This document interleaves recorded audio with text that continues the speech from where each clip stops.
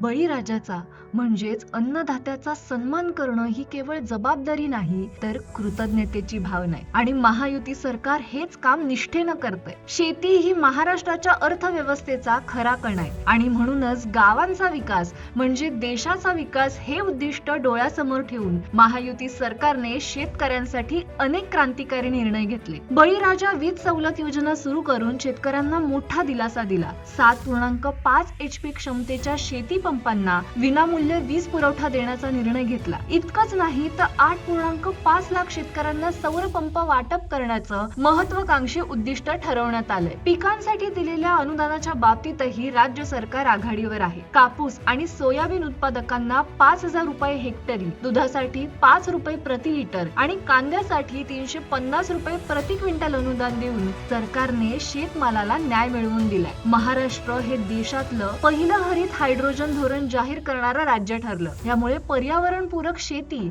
आणि ग्रामीण भागात नवीन रोजगाराच्या संधी निर्माण होत आहेत। शेतकऱ्यांच्या हितासाठी जे सरकार अहोरात्र झटत असतं तेच जनतेच्या मनातलं सरकार असतं, तोच खरा जनतेचा नेता असतो।